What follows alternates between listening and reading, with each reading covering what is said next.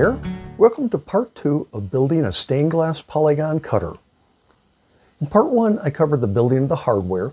In this part, I'll show you how to find the center of rotation on the platter, define the needed angles, draw the necessary lines, and some basic instruction on use.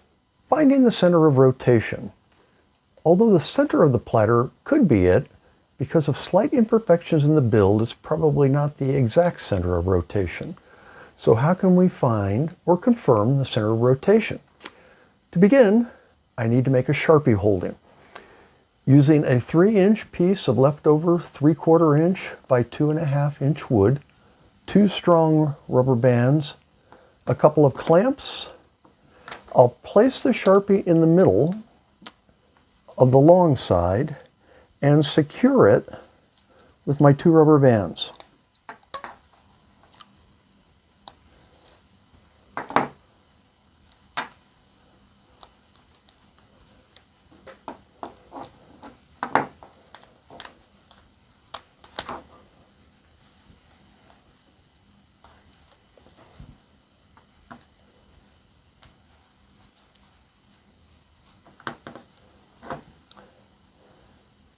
Next, I'll take my clamps and place them on either side of the Sharpie. Tighten them down.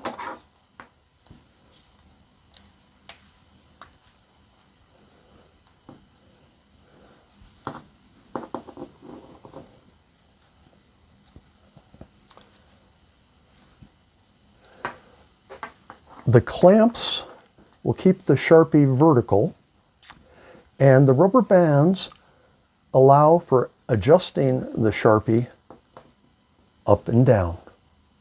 The holder's done. I've taped a piece of cardstock on the platter.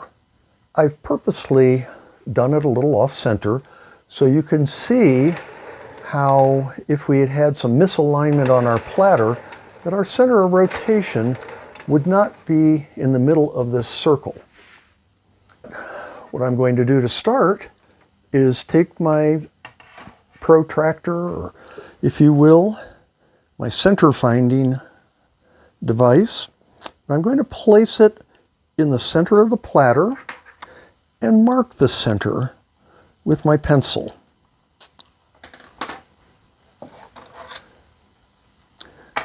Next, I'll take my Sharpie tool with its closed and adjust the height until it sits just above the platter.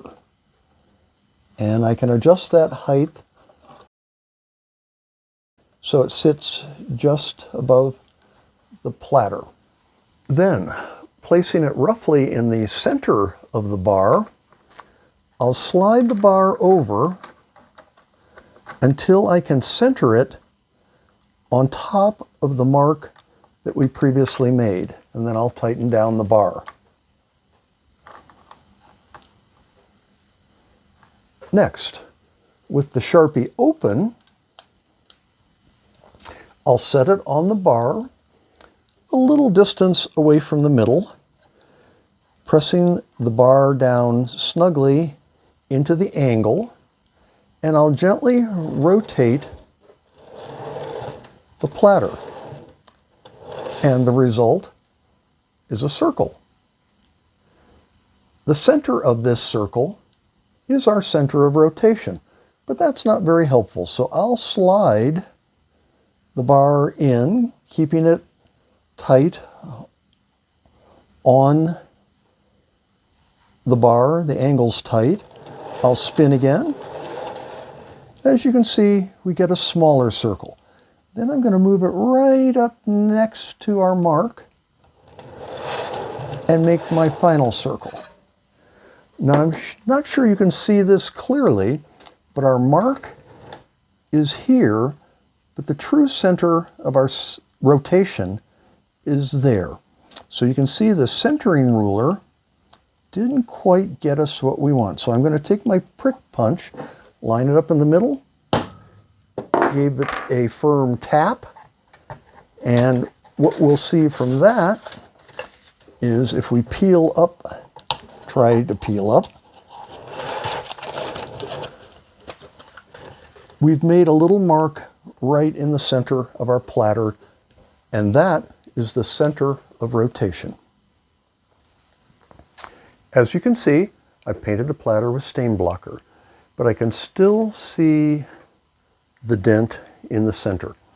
Now I'll begin drawing the lines that correspond to the angles necessary to create polygons and stars. But first, a bit about the large protractor. When building my last prototype, I used this small protractor. I noticed that my pentagrams were coming out just slightly off. When I got the large protractor, I checked the angles, and you can see where I went wrong. I found that the slightest variance in picking the angles here gets magnified as you move towards the edge. So thus, I'll use the large protractor. Okay, I'll place the center finding protractor on the center mark and mark 0, 120, and 240 degrees.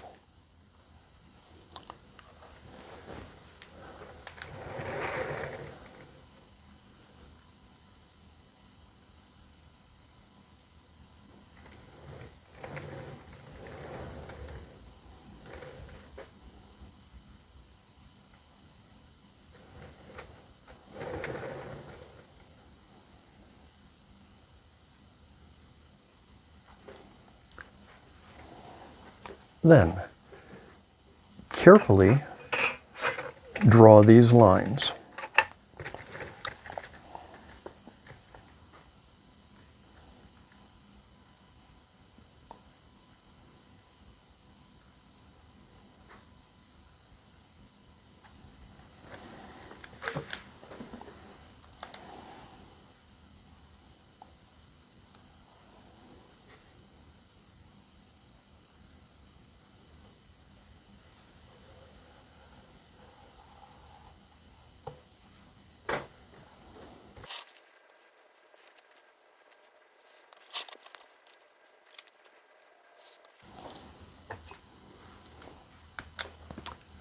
Then I'll place a colored sticker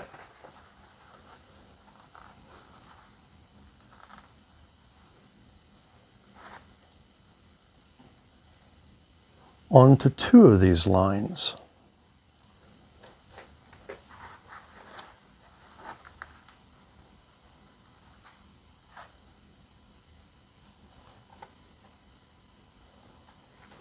Now, taking the unmarked line, I'll return the protractor, put the 0. This unmarked line will be calling our baseline. So I'll again align our center mark and our 0, and if you want to check that our other angles line up properly, and they do. Once I have this centered, we're then going to mark 90 degrees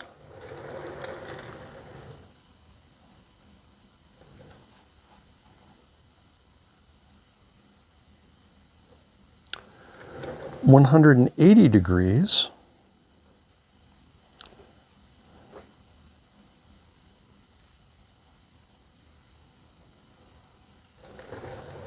(270 degrees)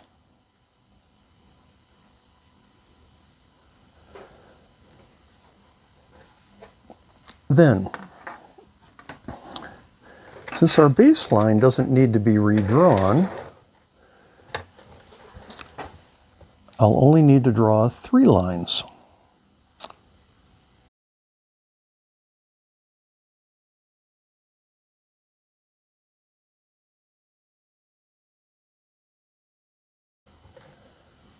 And having completed the drawing of those lines, I'll go ahead and, using a different colored sticker, mark those. The first set of lines we drew can be used to cut a triangle, and the second set to cut a square. Well, as you all know, there are a lot easier ways to cut triangles and squares. Now for a pentagon. Starting again at our baseline, centering the protractor. I'll be marking 72 degrees,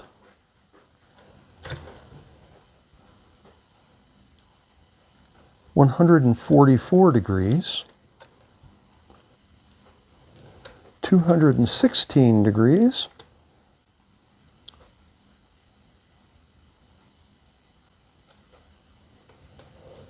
and 288 degrees. We'll draw those lines, mark those spots, and I think you get the drill from here. I've gone ahead and drawn all the lines necessary for polygons having 3 to 12 sides. To determine the base angle needed to make a polygon, you divide the number of sides you want into 360 degrees. Subsequent angles will be multiples of this base angle. With the Sharpie tool, I've also drawn circles in 1-inch increments on the platter. The circles are useful for roughly judging the size of the polygon you're going to cut, the size of the piece of glass you'll need, and helpful in centering the glass when you go to cut it. As you can see, many lines are multifunctional. For example, 3, 6, 9, and 12-sided polygons all share this line, and 4, 6, 8, 10, and 12-sided polygons share this line. However, with so many possibilities, the marking can get a little messy. For this many, I needed a legend. You only have to draw the lines you want. In my prototype, I was limited by space and obviously by my drawing ability. Here's how to use the cutter. After you determine what you want to cut, adjust the bar to the size of the polygon you want. To fine-tune the length of the edges, take a piece of cardstock and go through the cutting motions. I'll center the cardstock on the cutter, and I'll line up our baseline with the edge of the bar where it contacts the ruler.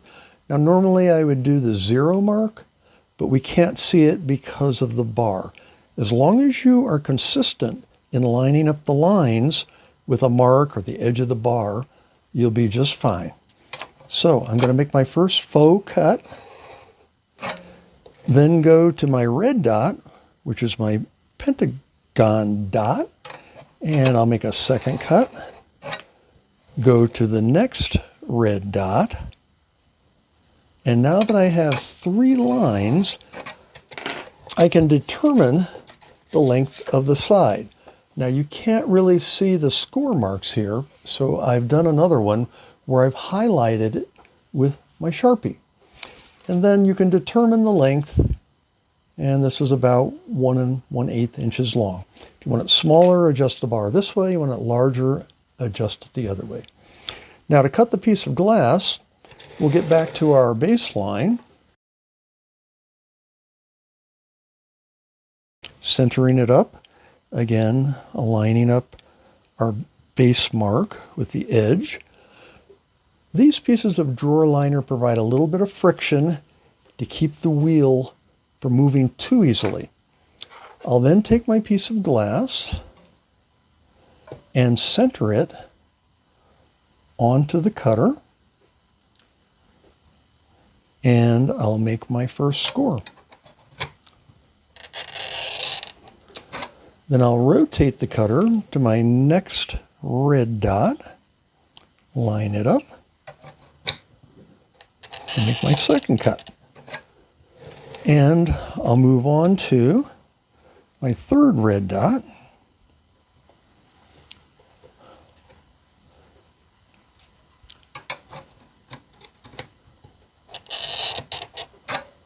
And repeat for my fourth.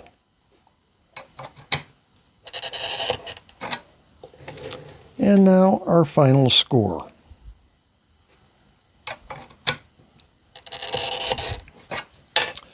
As you can see, we have our pentagon.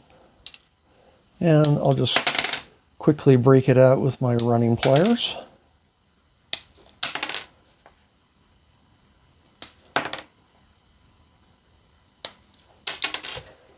And there it is. And depending upon the dots you use, you can do a triangle all the way up to a 12-sided polygon. For stars, just use a larger piece of glass and extend your cuts until they meet at the points. Any polygon of 5 or more sides can be stellated. Here's 5, 6, and 7-sided polygons that I've stellated with perfectly fitting points.